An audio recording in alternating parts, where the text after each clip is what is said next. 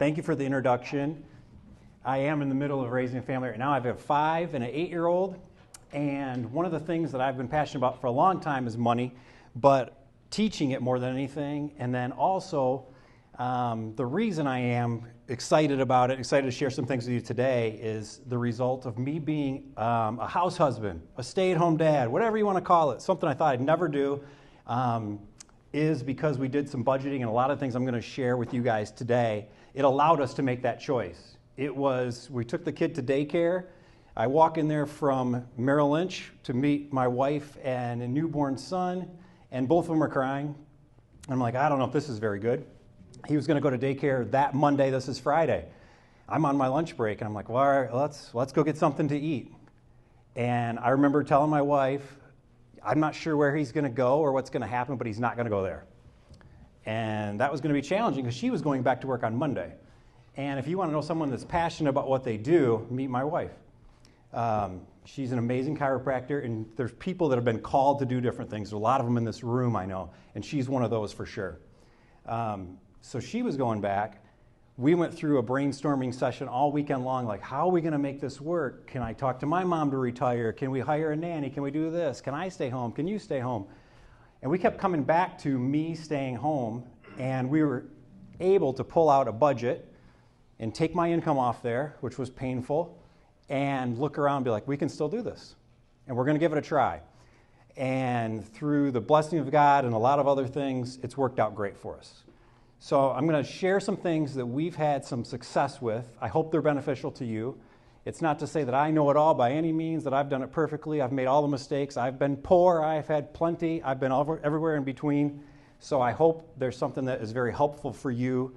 And I took a lot of notes on here because it's hard to put all this information into a short time. So I'm going to refer to it a lot, not because any reason other than I want to be respectful of your time, okay? Everybody ready? Yeah, ready. All right, the title. I know we like titles around here, right? Money is easy. I like to say that for a couple reasons, all right? So I'm talking easy like simple. Let's keep it simple, right? And then the other thing is nobody likes to hear you're making it too hard. But we do. We make it way too hard with money. I want to show you some things that will make success with money easy and failure hard.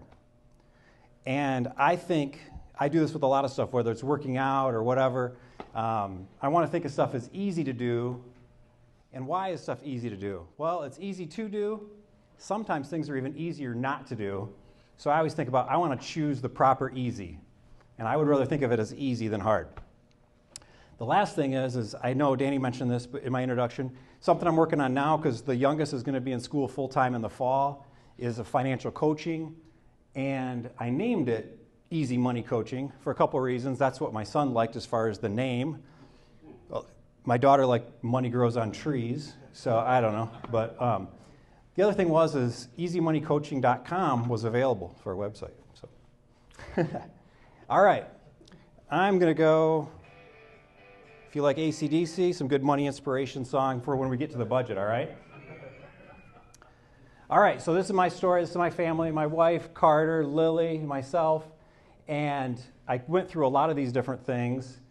The first thing there, I talked about how the budget made it an easy part of the money decision so we could get our other emotions involved in it, which was I want to stay home with the kids, or we want to be our kids raised by one of us. Finance degree from Western Michigan. I started in banking. I went into wealth management banking. I went to a financial advisor. I've led the Dave Ramsey Financial Peace University multiple times. And I mentioned the Easy Money Coaching is a new addition there. So I've done a lot of that, but I'm going to do it a little more formal. All right, so I'm going to use lots of personal stories. I apologize in advance if you don't like them. Analogies, metaphors, all that fun stuff. The other thing I want to really apologize because we're in church is my biblical references are loose. And what I mean by that is I believe that if you are good with your money, that you'll be blessed with more. That's in like Luke 16:10, 11-ish, okay? That's not the exact scripture. That's as close as I get. I do have a few on here that are exact from one of the translations, but you might get some Tim Kramer translations. All right? I'm excited about helping others with this. I've been fortunate enough to help lots of people with it, and I hope in months to come or sometime in the near future, we're not talking about these bases. We get together and celebrate somebody's success because they've done some of these things. That's what I'm looking for in there. So that's my biggest goal, is if one single person, hopefully every single person gets something out of it, but if even one single person does something that changes their family trajectory, their life, their future for their family, then I'm super excited about that. I also am excited to get to know you guys more. A lot of you in this room have been a big inspiration for me already, and I appreciate it. And I want to encourage some action. I want to give some hope for anybody that needs hope in this. And then last but not least, have some fun and some laughs, like watching me hold this microphone. They did stop doing the noise for a minute. Okay, so let's talk about, well, why does it matter? Why don't we go with the YOLO expression? What's YOLO? Anybody know that? You only live once, so who cares? All right, so this is the reason why I think so. It's one of the most heavily talked about topics in Scripture. Financial stress, we talked about that with marriage, but just in general, I mean, I've sat on couches and cried about my own financial situation years ago. Fortunately, it hasn't been recently. We don't want that. We want to be able to bless other people. One of my favorite sayings is, money allows us to make choices. And kind of in conjunction with that, one of the other ways to think about it is, it's not a problem if money can fix it. That's hard to say because a lot of times we don't have enough money, so it's a problem, right? But if we had the money to do it, then we don't have to worry about those things. Things like health problems, losing a loved one, all that other stuff. Those are things that money can't fix, there's most of the time. So it's nice if we can take this off the plate completely, and it allows us to live a lot funner and fuller life. Our kids will benefit from this, obviously, and you can inspire others. One of the other reasons is America is a mess financially. We are marketed to like crazy. It is just nutty. And there's too much stats for it, but I'm going to give you just a few of them. And this is America. 2 out of 3 households live paycheck to paycheck. That is very well known as, I have no savings. If you're living paycheck to paycheck, it almost sounds cooler than zero money in the bank. But that's what it means, right? All right. From the Federal Reserve, credit card debt in America just surpassed $1 trillion. I feel like that's Austin Powers. I need 1 trillion. No one even knows what that is. It's so many zeros, right? But that's just in America, us carrying that. Total household debt is greater than $17 trillion. It's crazy. So we don't want to be part of that. All right? And it's marketed so much that debt is just part of a way of life. So, through a lot of different inspirations, Dave Ramsey being a big one, I think he's great. Very exciting to watch and listen to. I stay up till 11 watching it because there was a new thing on last night. I don't know why I do that to myself, because then you get so much stuff in your mind to talk about. But anyway, he runs around crazy on the stage. That man is passionate about people not being broke. All right? So he'll talk about, hey, let's be weird. Coming to church every Sunday, unfortunately in America, is getting a little bit weird. So here we are. We're weird already. Let's be weird with money too. Cool? All right. So how do we get started? I've been told I'm going to try and do it in 45 minutes. So I'm going to do my best. All right? I'm not sure I understand. Siri does not understand. Me either, Siri. All right. So this is not really taught from any one particular, but this is where I like to start. This is called a personal financial statement. So it does lots of things. What it is I've found anything you want to improve in, if you add tracking to it, it generally improves. Whether it's sales, whether it's your weight, whether it's your fitness, whether it's your finance, it all seems to get better when you track it. Okay, so we're going to talk a little bit about that today. One of the examples I heard about that was, a lot of us have been driving a long time, some maybe not at all, but most of us have been driving quite a while. And without fail, when you see a police car on the side of the road that just caught your eye, you slam on the brakes almost and be like, I got to slow down. You were just tracked, okay? If you want to increase it even more, and you're tracking, let's say, your food on one of those little apps, and you want to feel even better about it, because if it's just you that sees you put the Snickers bar in there, who really cares? But if you make it available to some friends that are also tracking, all of a sudden you either lie and don't put that on there, or you don't eat it. So this just gives you, I do it once a year. I'll get back to my examples, because that's what I can speak from. Almost everything I show you is stuff I use personally, so I'm happy to answer any questions on it. And but I'll be talking a lot about myself, unfortunately, for you guys with that. So this is what I use. I do it one time a year, because I want to see if, am I getting better, you know? This is kind of like stepping on the scale, right? So this can be a beginning. The way I designed it too, not to be a downer, but this can be the very end too. And what I mean is your earthly end. Because if anybody's ever cleaned up an estate or anything like that for somebody, it is a mess, even if they're prepared well. And people don't talk about money at all. I don't know if they're embarrassed about it, because if you don't have any, you're embarrassed. If you have too much, you don't want everybody to think that you have so much money. So it's like taboo. We don't talk about it a lot, right? But if, God forbid, something happens to one of us, I usually run this in our household, but even if something happens to Jamie and I, God forbid, at one time, this has the majority of the things that are of better value or bigger value. It doesn't have my couch on here or anything, but you could put it on there if you wanted to.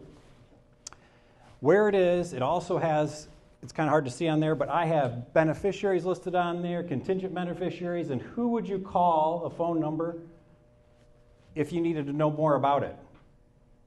Okay? I use Excel a lot. That's as techie as I get most of the time, because I took this was the hardest class I had in college, was this Excel class, writing stuff, so I feel like I got to keep using it. So it has estimated net worth. Now, I was listening to a new author, to me anyway. His name was Bob Lodich. I don't know if anybody's heard of him or not, but Christian-based, but he does financial coaching. I'm like, well, that's interesting. I'm going to start doing this probably a more formal way. So that was cool. But he didn't like using the net worth, because everybody is infinitely worthy of anything. It doesn't matter. This is just financial net worth, so everybody relax. If for some reason you take my advice, you go home and do this, and it comes out negative, it's okay. We just get in a starting point, okay? If you're at 500 pounds, we just got to know where you're at so we can start. All right. If you're negative, just think of it, I can make progress even faster than someone that's got 5 million on there. All right? So, with all that being said, I wanted to make sure everybody knows that I apologize. What he used was assets under management, which is what I used to use as a financial advisor. But the reason he likes that is because you're only managing the money because it's all God's, okay? I wish I thought more that way, but all right. So, all this makes sense? Anybody have a question? Anybody ever done one of these? Banks will make you do it if you want some different things sometimes too, but it's a really nice place to just draw a line in the sand, see where you're at, and then you can also say, all right, I've been working really hard, because some of the stuff we're going to talk about is, again, easy to do, but it does take some effort. You're going to have to be very intentional about some things, and if you make all that and you do all that work, then you want to be rewarded here, and this is where you can be rewarded seeing that value grow, okay? Just financial value. I don't know why I'm touchy about that, but just because got beat into my head this week by this guy. Don't make everybody feel like that's all they're worth is financial. All right, here we go.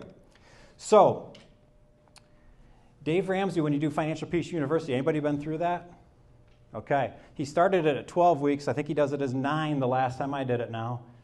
And it's about an hour and a half each week, so we're doing this in 45 minutes. So this is probably the main thing he's known for. And I'm going to tell you why I love this particular slide and why I would steal this from him and everything like that, is because no matter where you are in your financial journey, you can find yourself on this map or the steps here, with hopefully everybody's goal getting to number 7. Because when you have no bills but you still have income, you mysteriously kind of wonder what to do with your money. Don't we all want to be there when we're like, man, what else can I do? I'm getting ahead of him a little bit, but at some point, sometime soon, I've heard rumors that Pastor Steve's going to get up and ask for some money for this place. I can't do this if Pastor Steve's in the room, but I would love to be able to walk up there and just write the check and be like, how much do you need for that new building? I can't do it, but I'd love to be able to, right? That's when you've been at number 7 for a long time, okay? But anyway, you can find yourself on these steps, okay? Let's go through them quick. What we want to do is we want to get $1,000 set aside in a savings account, just in cash. And that's for if the alternator goes out in the car, you have some kind of repair you need to do. That is basically a safety guard, so you don't have to go back to what some use for emergencies right now, which would be credit cards or borrowing or whatever the case may be. You want to have the money to cover any of those emergencies.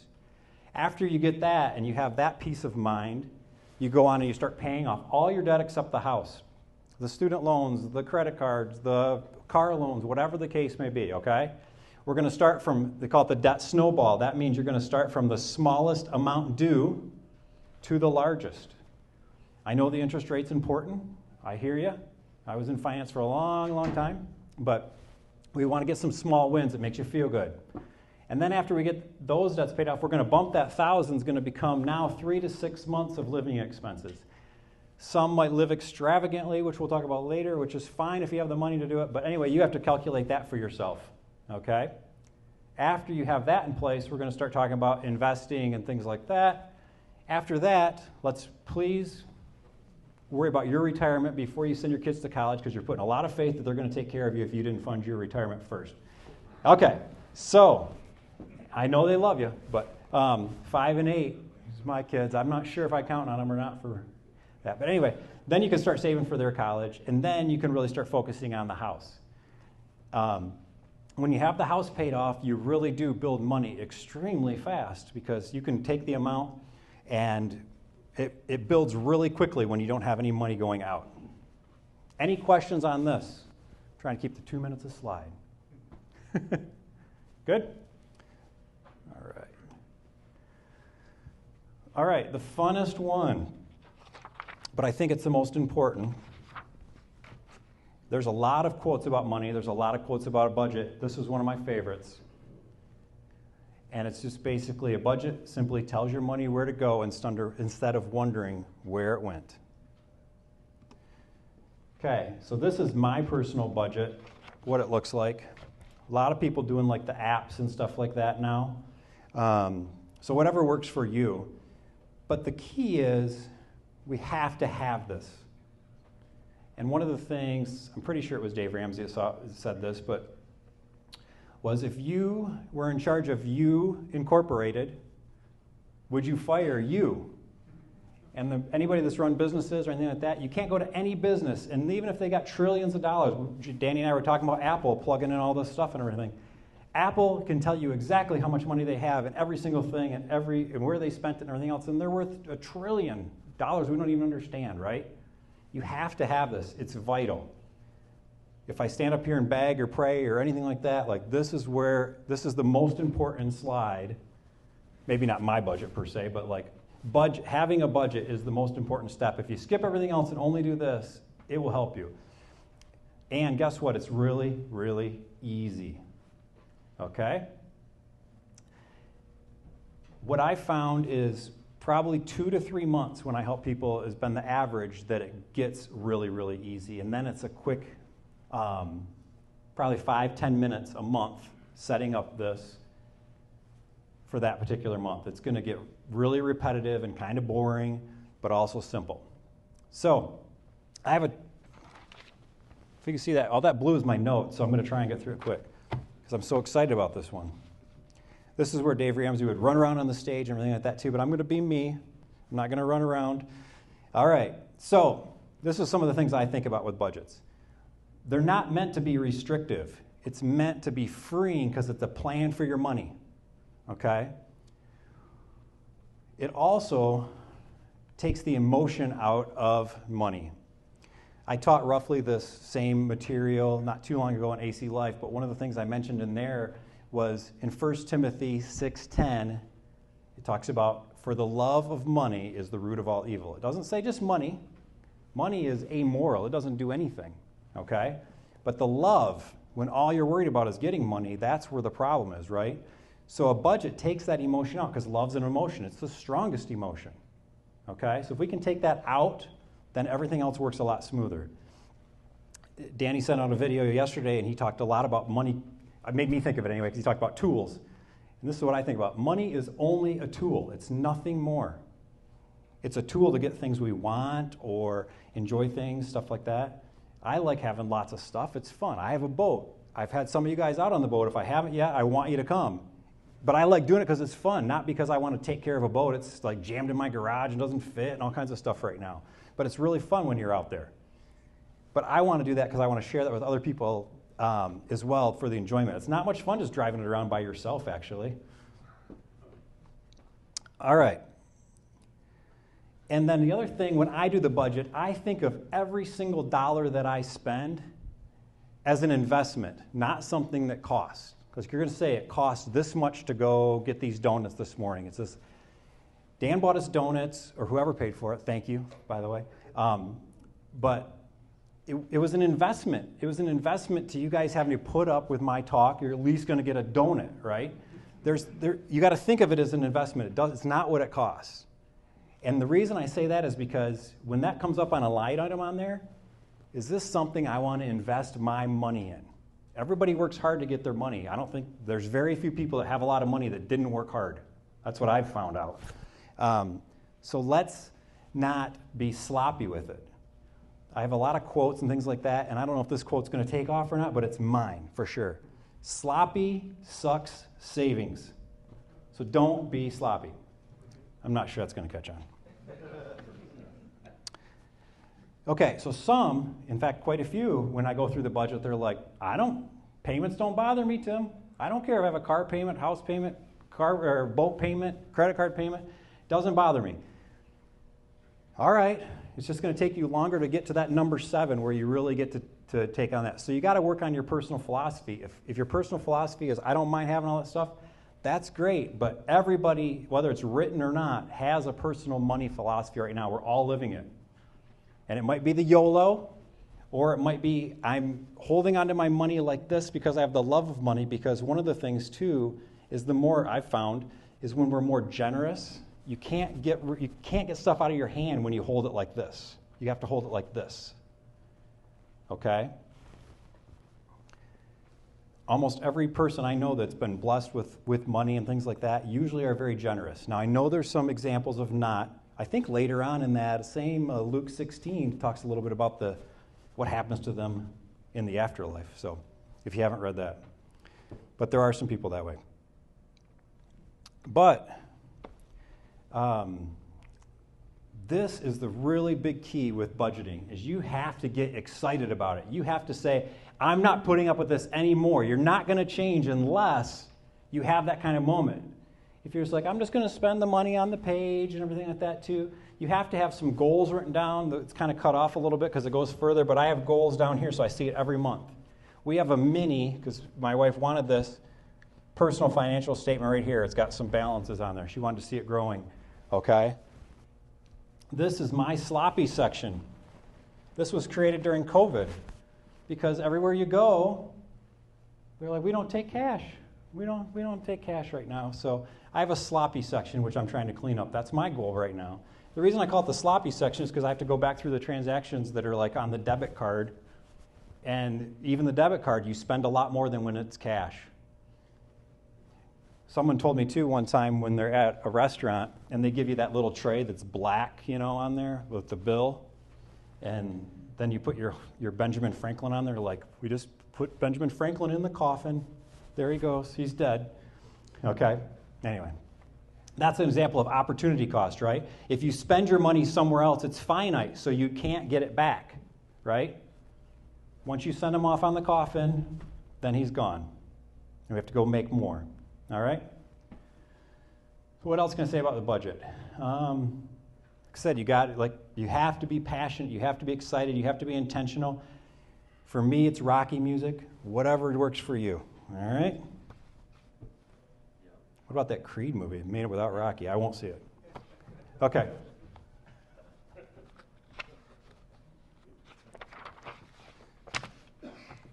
All right. Danny gave me the intro for this one. In the Dave Ramsey one, there is a whole week about relating with money, I think is the actual name of it. Marriage and money.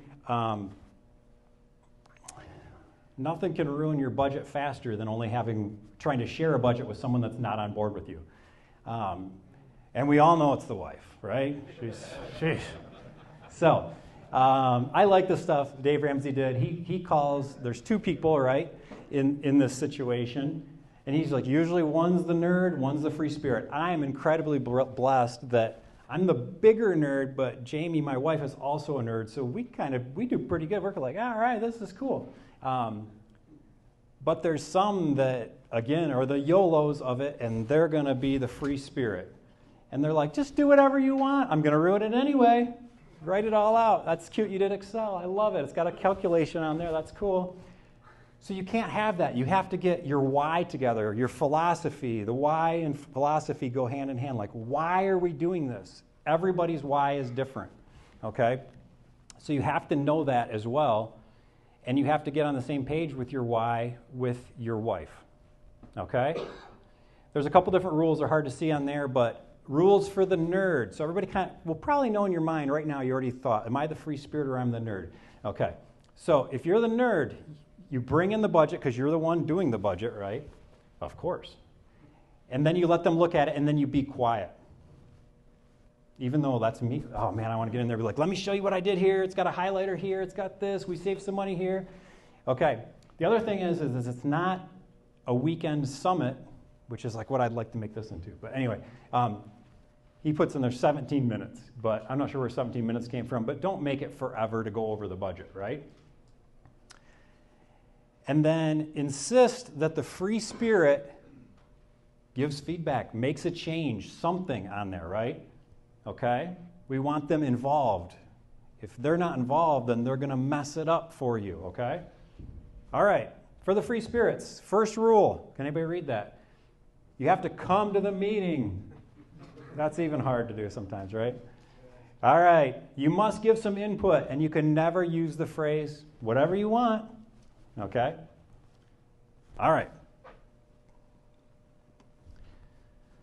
This is by far the most popular topic I talk about. Okay, so I put on there for fun because if you do, you could think of it as like the lottery question, whatever the case may be. And what I mean by that is, what if you didn't have any bills? What would you do? It's kind of like, I don't know what I would do with my money. Well, that's the fun part. That could be your why. Should be, right? All right. I told you I'd have a few verses on there that I have to. Proverbs is full of money advice. So if you haven't read a lot of the Bible or anything, and you want to say, like, what's it say about money, you could just basically read Proverbs, and it's going to give you a lot of good information. There's a lot of metaphors and things you have to kind of work through, but it's amazing. All right, that's big enough for everybody to see, I think. We don't really want to be enslaved to anybody is the general idea there, right? Okay, so I'm going to go through three different things, top things for what we're working with in terms of debt, okay? Dave Ramsey is a very anti-credit card person. I've sold lots of credit cards in my life. I won't do it again, but I've given away T-shirts. I've done all kinds of stuff. So I used to do Dream Cruise in the middle of Pontiac. I'd sign up for a credit card, and I'll give you this T-shirt that says Dream Cruise on it. So I'm part of the problem. It was a while ago, though, but there's probably people still paying interest on those cards. I apologize if it was one of you. All right. So it's one of the biggest budget busters, and the reason I say that is it's really hard to plan for that. Because mysteriously, we just came back from Disney. Not that mysterious because we go every year because of the kids just demand it almost, which is really fun. One of those whys. It's cool to be able to do that. But what they do at Disney, if you haven't been there, is they have this thing called a Magic Band. Anybody heard of it? It's very magical. You can buy anything you want with it. And you don't even really look at the price ever. We met my brother there, and I was like, oh, let me buy you lunch. I have a Magic Band. It's great. Right? So you can feel that on average, you spend a lot more with a credit card than with cash because of the Ben Franklin going on the coffin effect. Right? It's hard to give those up. The number, I don't know how true it is, but what you found on there is about 34% more if you use credit cards for everything in spending. More than 100 million Americans do not pay the balance off every month. So I know, I've been to the Delta Lounge. It's fantastic. I got it. We do have a credit card because my wife flies a lot. It's fun to use that stuff. I got it. And everybody says, I pay it off every month, so who cares? Great. I put everything on that. I get so many points, it's amazing. Good for you, but the majority of people that say that can't be accurate because it says 100 million people carry the balance month to month. And we keep setting records. We talked about this. We just passed $1 trillion in America on credit cards. So something for you to privately consider or talk one-on-one with me. I'm happy to do that too, whatever the case may be. Does your budget need plastic surgery? So Dave Ramsey likes to run around with scissors and cut up credit cards, okay? I also just added this. But ideas to use responsibly, because I always hear the points, and everything else, all right? Okay. Or the ones that don't take, you go to Legoland or whatever, they're like, we don't have cash here. So, a couple rules. If you want to use it, this is what I would suggest, just a suggestion, all right? Use it for only discretionary or non-discretionary spending. So what that means is like maybe your electric bill, things that like you're going to pay it anyway. So you're not going to go out and spend more. When you go to the mall, especially with a small 5 and 8-year-old, all of a sudden the floodgates are open, right? Okay? And then make a deal with yourself, your spouse, whoever, all of us in this room. I don't know. If you have a month where you don't pay that thing off, you got to close it. You're done with it. You lost your responsibility. Okay? And then, again, the last thing, too, is there's a million different cards out there, and this is not I used to sell them, but not a statement completely for it. But if you're going to use it, at least get one that has really good rewards, because there's a big difference on some of them. Okay? All right. This would be more popular. This is sexist to say. More popular with women to get rid of the cars, but because the guys love the cars, right? All right. So, just a few rules for vehicles or thoughts. Rules sounds kind of enforceable. Just some thoughts. Car payments are the most expensive way to operate a vehicle, especially the leases, right? I know you get a new car all the time. I've done it before. I'm with you. I got it.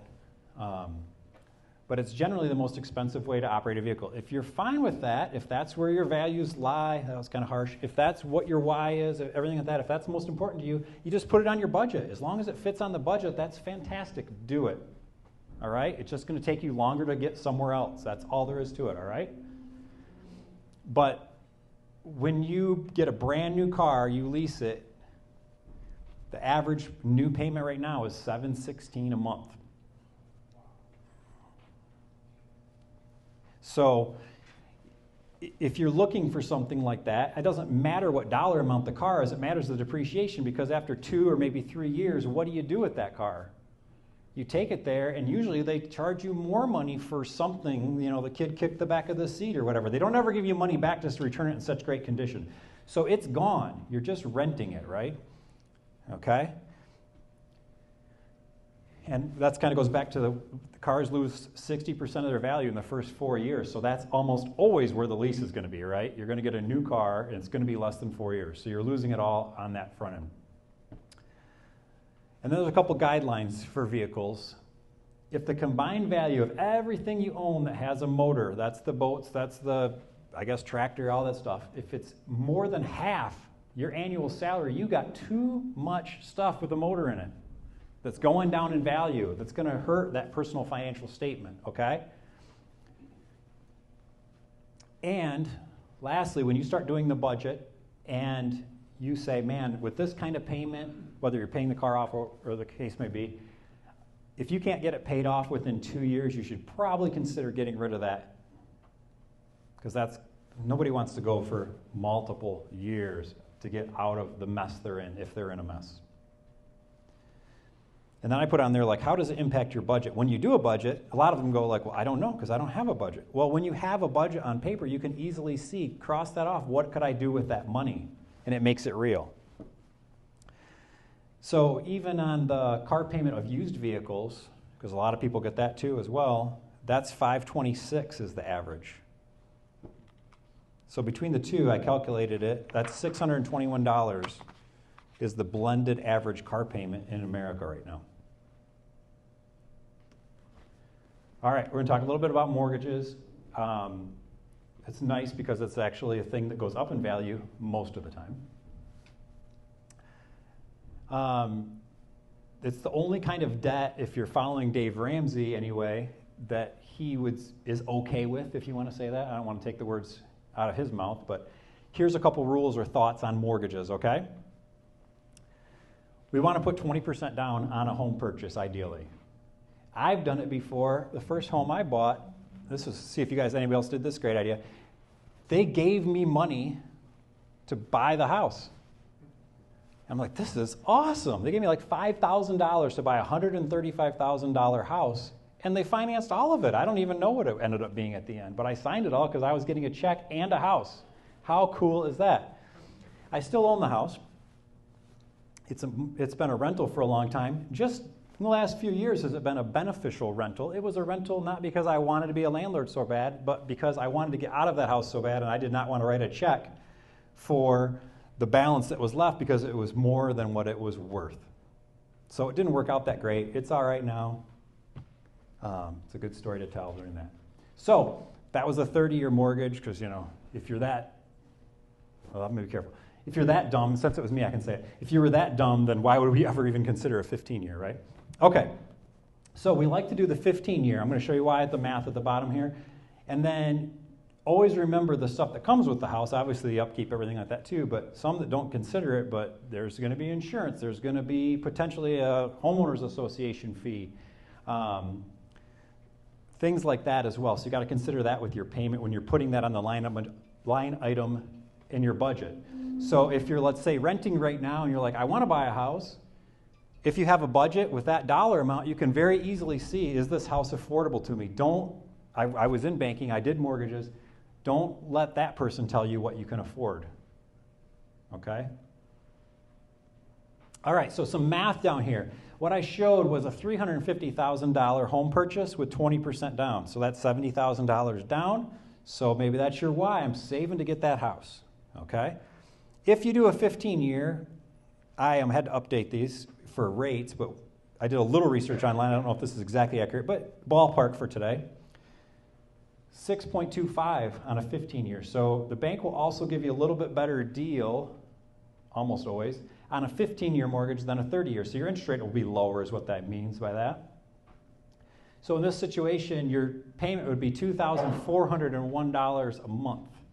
If you multiply that all that way out, that means you'll pay for that $350,000 house, you'll pay $432, but don't forget you put 70 into it too, so you basically got $500,000, okay?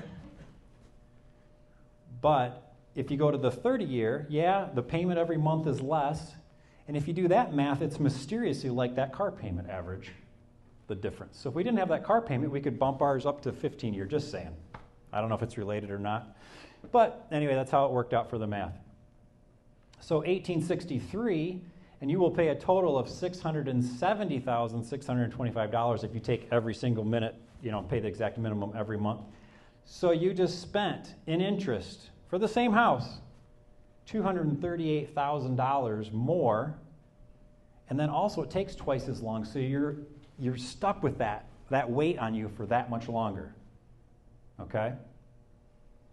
So hopefully some of those numbers help for that decision and why it's sometimes better. All right, I got kids, and they're little. 5 and 8 is like the funnest age in the world, really. It's all I know. So, this is my son Carter. This is on Christmas Day 2019. What he's doing, I couldn't quite get it all in the picture. He's got his wallet right there. My grandma, his great grandma, who's now passed on, gave him 10 $1 bills because she's like, I don't know what to get him. I'm not out and about shopping and everything. I was like, he loves just to play with money. Just give him a bunch of it, right? When kids are little, more. If it was a $5 bill, it'd be less exciting than 10 $1 bills, right? So he's literally throwing it in the air. He's so excited, okay? That's how I want you to be when we're done with celebrating the monthly budget. Yes. Okay. So Train up a child in the way he should go, and when he is old, he will not depart from it. So what we show kids now, Danny mentioned this, is like usually you're the, I'm going to not get exactly right, but usually you're the result of what you saw growing up. My dad was amazing at making money, and he was even better at spending it. He was the original YOLO, I think. Super fun, but yeah, anyway. So this one's not really mine, obviously. Everybody's kind of heard this, but we can tell the kids all day, like, what you did, what you did, what you did, but then they see us do it, they're more likely to follow that than anything. At least that's my experience. This is all just my experience, pretty much.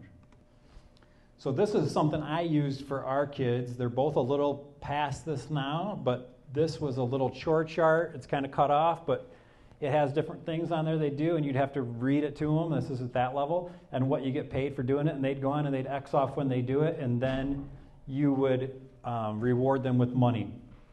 Some of the things I put on there, this was important to us, is I want them to understand, and my dad did a really good job of this, even though he was a great spender, teaching me, hey, do whatever you want with your money, but you got to come work to get it. I was very ingrained early on that if you want money, you work. Okay? So I have them involved in money. They're not at the budget meeting with Jamie and I every month, but we do talk budget. We do certain things like that. They understand that things cost money, and if you buy one thing, you're not going to get something else, right? The opportunity cost, it's gone. Something we've done more recently, the last few years, if again, the Disney World example, if you've gone there, when you walk out of most rides, you end up in a gift shop mysteriously because they're so great at marketing. And the first couple times we went, we were just like in shock, like, the kids are just running to you and like it's craziness and they're wanting everything and you don't want to tell them no and you can't explain it all right there and they have a meltdown. We started doing, here you go, this is your money for the trip. This is how we do it. I'm not saying it's perfect, but it has worked pretty well. Last trip, we were going for a whole week. We gave them $100. You can spend it all at the airport before we leave. You can spend it all at Disney World. You can do whatever, but when it's gone, it's gone. And the first time you do that, maybe the second, depending on if it's the slow child or not, they will catch on really quick. But you have to stay firm on it. I've had to tell them, I'm sorry, you don't have enough money for that. It only took once for both of them. I'm so blessed. And then the question becomes, it'll be something along the lines of like, maybe it's candy or something like, well, are you going to buy this for me or am I buying this? They're not telling me like I should buy it. They're asking and I just get to choose then. I think you should buy that. You've had enough candy, right? So anyway, that's been very beneficial for us, so I wanted to share that. Because it used to be a little stressful when you'd come into those events, or the gift shops at the end. We have something called family contributions. Like when they get up in the morning, they make their bed. We don't pay for that. It's not on the chore chart. That's just a family contribution. That's what you do to live in this house, okay? We've done this before. We've had a garage sale. I've had them put stuff on Facebook Marketplace, everything like that too, to get an idea. Like this is some other ideas how you can get some money, or which is odd how valuable their toys are all of a sudden to them when they're going to sell them. And then you can encourage a business or chores. Carter has started a couple different businesses, and he's pretty creative in it, and it's fun to see.